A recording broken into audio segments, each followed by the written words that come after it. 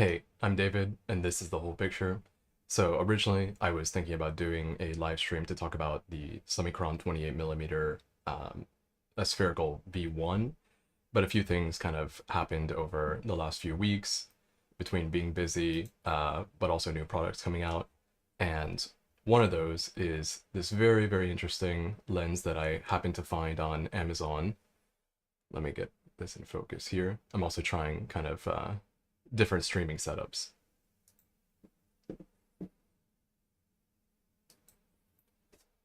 But this is the TTartisan Anamorphot, or it's an anamorphic lens, 1.33 squeeze. And it's about somewhere in, I'm not sure in dollars what the price is, but it's around maybe $300 to $400. So very affordable budget anamorphic. And at first I was a bit skeptic, not really sure what to think about it. Let me see if I could get the camera working again.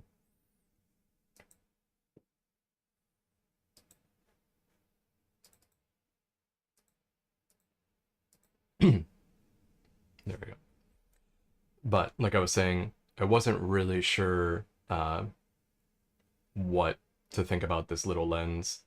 Um, it's so cheap that I kind of, was skeptic at first, and especially after viewing some of the like promotional material that they have online, I was thinking, oh, this is going to be a little bit of kind of, waste of money, at least for my use. But I was first surprised by its size. This thing is tiny, and for comparison, this is kind of the lens that it's based on. Um, or not based on, but the master lens, the spherical lens that's in here. Let's see if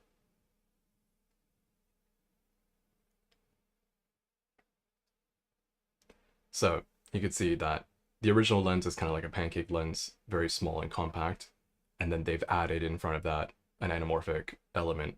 And the other thing that was surprising was that it seems like it's a synchro focus lens. I thought maybe it would be a fixed focus type of thing, considering the price, but actually the rear anamorphic element and then also the lens inside seems to move as you focus. Let me see if I can kind of, yeah, it's hard to tell. Maybe with this angle you could see that there's a lot of movement going on within the lens itself. And that was surprising for me, considering the price point.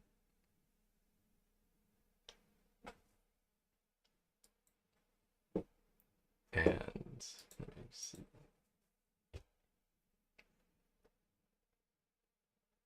Other things, you get kind of you get the gears built into it.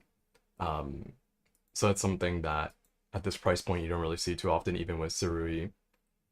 Their base options don't have the gears. I know it's easy to kind of modify it or add those onto the lens itself, but at this price I thought maybe a little bit too good to be true type of thing. So pleasantly surprised with those elements. Also, it focuses down to 0.5 meters, which is quite nice. And for an APS-C or Super 35 lens, that's gives you quite a bit of kind of, you can blur your background, get some separation quite well. And the 1.33 squeeze, it has some anamorphic elements. You could definitely see anamorphic characteristics. There's some kind of distortion. Also, you get the flares. The bokeh is not as circular as maybe some people would like, but that's pretty common when it comes to 1.33 squeeze anamorphics. Even with Surui, you see kind of not quite circles, ovals, but these like kind of somewhat distorted anamorphic bokeh, but not as strong as 1.5, 1.8, 2x, stuff like that. I have a little bit of sample footage that I wanted to bring up.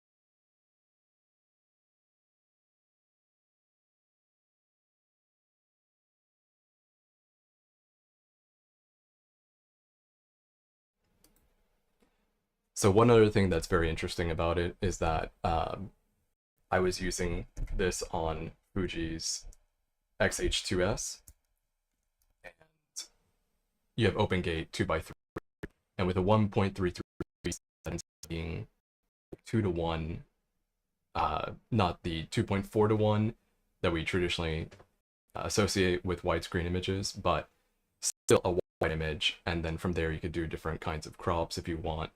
But being able to use more height from the sensor compared to some of the Sony cameras, this lens seems like a good kind of match. Let me see if I could get the top camera going again.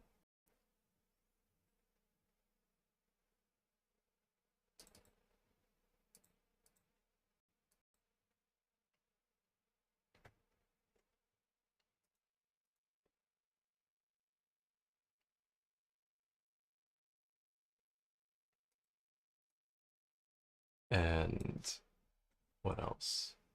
Another thing that's very interesting is compared to the original lens, it has 11 blades, I think, iris versus like 6, so much more circular. You have it declicked, so it can lead to kind of more pleasing bokeh in that sense. One thing in the basic test, the flares are, as you'd expect from a lot of these new budget anamorphics, it's like very saturated, very strong, not very nuanced, or what would you say, kind of subtle. I'm much more in that camp. I'd rather have a subtle and kind of when it really impacts, when it could add to the image, I would like to have it, or when it could add to the scene or situation. But with a lot of these budget anamorphics, it's just kind of like they're on all the time, and that's not something that I really appreciate.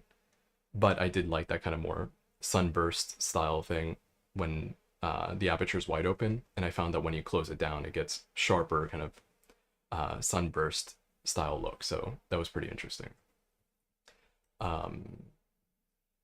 When I started to use it, I thought because of its size, this would be pretty interesting for documentary work. It's very easy to use it handheld. Something like the X-H2S has built-in stabilization. It doesn't have built-in de-squeeze, at least not to my knowledge. But 1.33 is not that difficult to frame on your, just with this pre-de-squeezed image. Of course, you could rig it out with the gears and all that, but I found it might not be necessary, especially with something this wide. You're going to have a lot in focus. You could even see here with the focus scale that at f4, you'll have stuff between, say, like 1.5 meters and 2 meters is in clear focus, but even after that, you get a little bit of fall off. And at this price point, the closest competitors, something like Sirui, but even that is kind of one step up. So if TTartisan continues to put out lenses like this, I think it could be very interesting for people wanting to get into anamorphics for the first time. This one seems to be limited, kind of, maybe they wrote 200 units. I'm not sure if that's going to change in the future. Also, I didn't really see too much information about this in like on B&H or other US or even European dealers, but here in Japan, it was available on Amazon and a few other places, with that kind of caveat of 200 units, at least for the start. The other thing about an anamorphic lens like this is that one lens by itself isn't really going to, you know, allow you to film something properly. It's definitely a good start, and if they continue to make lenses like this one, I think that could be interesting. Like I said, kind of challenging some of the other budget anamorphic makers, but on its own, you know, it just kind of feels like a fun novelty for now. So we'll see if TTartisan continues to produce them in different focal lengths, or kind of more than just a limited run. Also, they're only available so far in FX and E mount. I did see in the little handbook that it's available for whatever reason in the instruction manual, it said micro four thirds. I think it's very easy to swap it out because looking at the lens that I already have, the screws line up, and you might be able to just hot swap these mounts. So they might be able to produce them in a variety of mounts that they already make lenses for. And 1.33 is going to suit many different sensors and all that. But yeah, I mean, it's a super interesting little thing that just happened to pop up. I'm going to continue to test it and kind of see its strong suits, its weaknesses, but the first impression has been very positive for such a cheap lens that, especially compared to like SLR Magic, their early offerings, it was much more expensive and less practical. Whereas something like this, I think it's great for beginners because you have everything built in. You don't have to align anything. The casing, the shell of it is pretty nice. I mean, it's not plastic, it's some kind of metal. And you have kind of everything you need to get started working with like a proper anamorphic lens without spending thousands and thousands of dollars. So, and even cinema lenses. So I was surprised at like how small this ended up being compared to this is even a 16 millimeter format lens. And there are definite differences. You could tell why something like this is a proper cinema lens, but to get started and for this price, it's quite good. What else? One thing that I imagined was that it could be used for, say, drones. If you have like a small mirrorless body on a drone, something like this, it gives you a nice wide field of view, anamorphic characteristics, all that. But also I think if you have the budget to put a mirrorless camera on a drone, then you could probably get something better than this. But still trying to think through the possible use cases for something like this. Again, because there's only one lens, there's no set, there's no even roadmap as far as I know for now. It's hard to say if it's worth kind of getting into this or not. But the one day that I did spend with this with the XH2S, it was a lot of fun just kind of walking around with anamorphics that are so small. It makes me think that I should have tried out the Laowa nanomorphs as well, because it's probably a similar footprint and kind of use case. But this is like maybe a third of the price, so that's also quite appealing to many people. What else? On the XH2S, the open gate, it doesn't seem to vignette at all throughout the aperture range. And of course you have regular 16:9 and also any other modes that might be on these cameras. I'm sure that it's going to cover just because 1.33 isn't as demanding as like 2x. And the original lens also probably has like a slightly bigger image circle than Super 35. Let me see if I have anything else in my notes for this.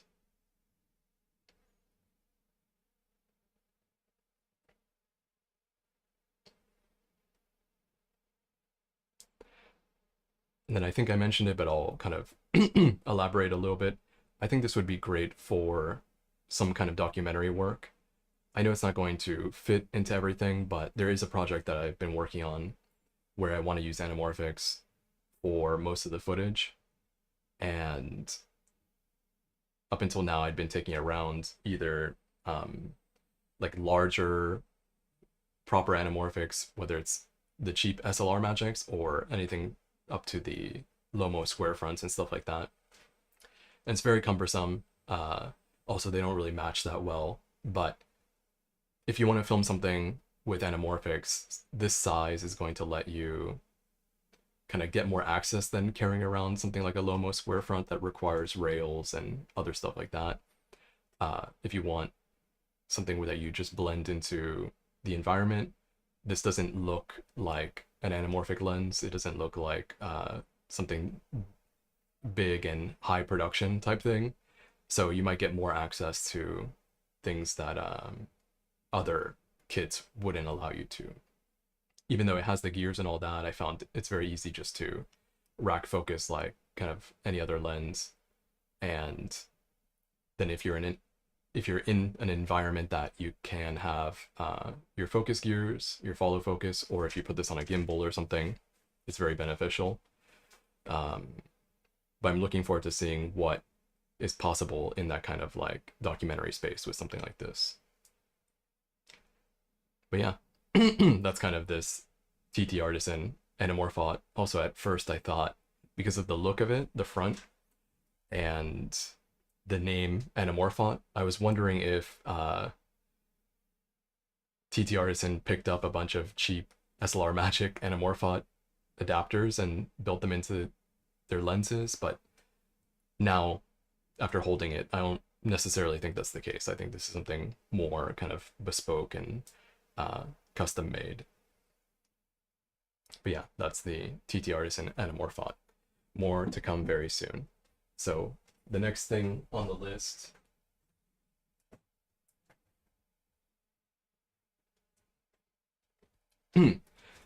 a camera that I've really liked, a series of cameras that I've really liked over the years, is the Insta360 Go series. And I found it very useful for kind of first person style things on YouTube, whether it's for street photography or showing something that I'm doing mounted to like a hat or the chest. And those situations come up every so often, and it's hard to rig up like a proper camera. If it was a bigger production, then maybe you would, but just for something simple, this has come in really handy. Even just kind of putting it somewhere that you don't want to rig it up because it's magnetic and has lots of different mounts. You could get interesting angles very easily, and it just kind of, the size allows you to bring it with you everywhere. And a new one recently came out, the Insta360 Go 3, and I had some thoughts on that I kind of wasn't sure how I wanted to get it out there, but I thought a live stream like this would probably be the easiest way. And so basically, I feel like the new camera is going in a direction that isn't that interesting. I feel like it's the wrong direction for this kind of camera. It got bulkier in a sense. It has this flip out screen, and the price also went up significantly. So the first one was around, I think, $200 US. The second one was about $250, and now it's about like $400, I think. Let me double check that. Because also the price in yen here in Japan is kind of different and doesn't always translate well.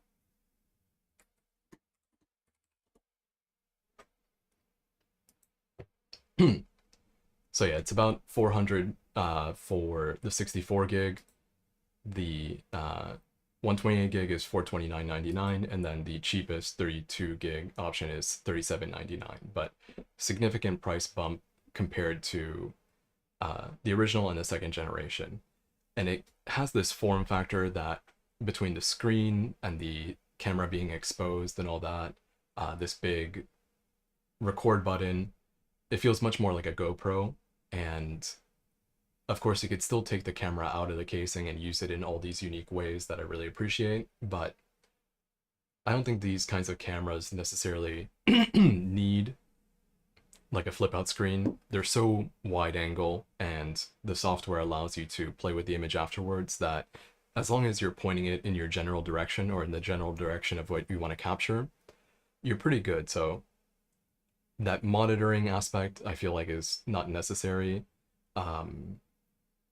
It is nice sometimes to be able to check your settings, but I found that connecting the previous, especially the Go 2, the Go 1 was a little bit clunky, but the Go 2 is very easy to connect over Bluetooth or Wi-Fi to your phone. You can check settings, make sure that you have it in the right kind of mode and all that.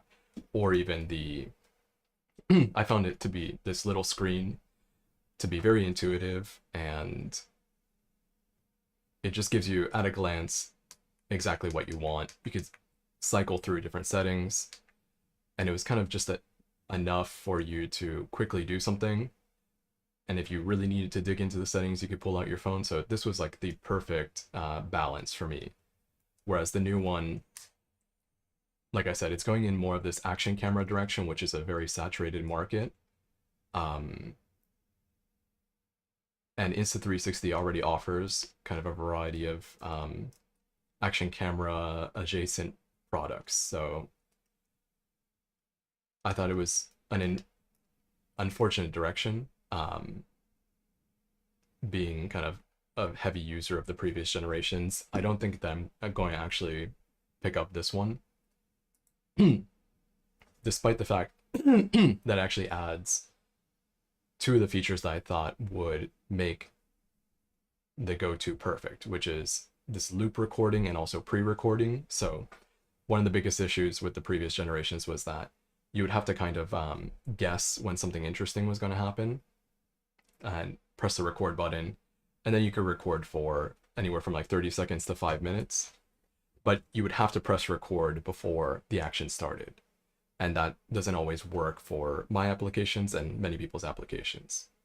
But with a new generation, you could have it constantly recording, and then once you capture something that you wanted, you could save that portion of it to the memory of the camera, or the pre-recording kind of similar feature.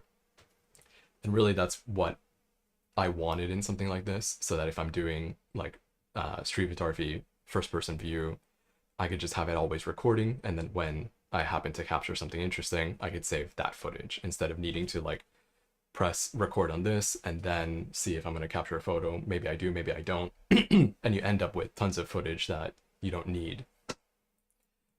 But despite that, I felt the case, the price, kind of even the image quality, you do get slightly higher resolution in the like non-pro modes, but in the pro mode, it's the same 1440p, I believe. And the image didn't look significantly better than the previous generation, and kind of was what would you like, lackluster for me. I was very excited to hear about a new model, especially looking at the specs, but then I kind of also became skeptic about whether I would use it or not. With the camera being exposed, that's the thing, is like these AirPod style look. I just throw this in my pocket and I'm ready to go whenever I need it. The other one looks like you would put it in a bag or have to keep it like very safe in your pocket because the camera is exposed. And I never felt like this was in the way. Like I never felt like I needed to just have the camera ready to go with like a record button in a traditional style. So, I think some people are going to benefit from it much more than I can. But at least for my use case, which would be kind of as a, not a B cam, but as like a specialty camera, or as a first person view street photography camera, stuff like that, I question whether it's worth the price and that new form factor. But then talking about street photography,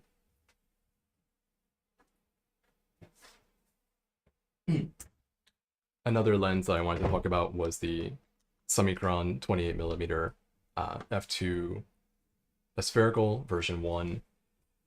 This is a fantastic lens from Leica. I've been kind of using it lately and have different thoughts that I wanted to work through before kind of making a video. So let me pull up a few images as well.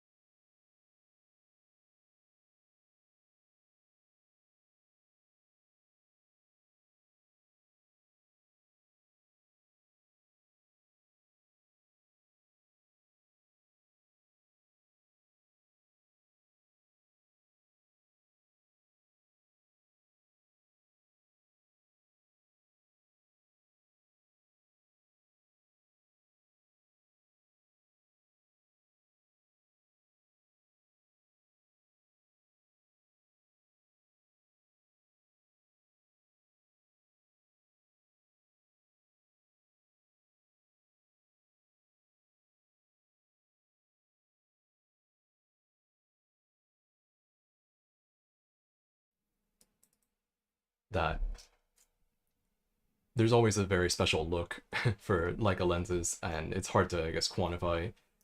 That's why I spend so much time in the actual reviews trying to get things across as like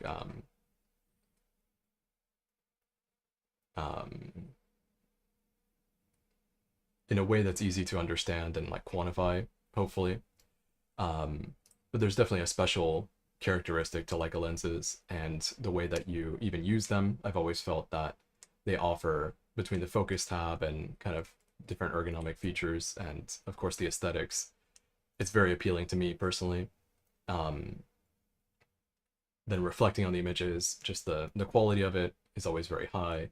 I especially like the way that the images pop with this lens, that there's something about between the contrast, the sharpness, whether it's color or black and white, but especially in color, just the representation, the accuracy and vibrance of it is very appealing to me. But one thing that I've always thought about the Summicron aspherical is, or the 28mm Summicron aspherical to be specific, is that there's so many options in the 28mm space that I wonder if this is the right lens for me, or even who is this lens for? Because you have the Elmarit or Elmar, let me look that up as well.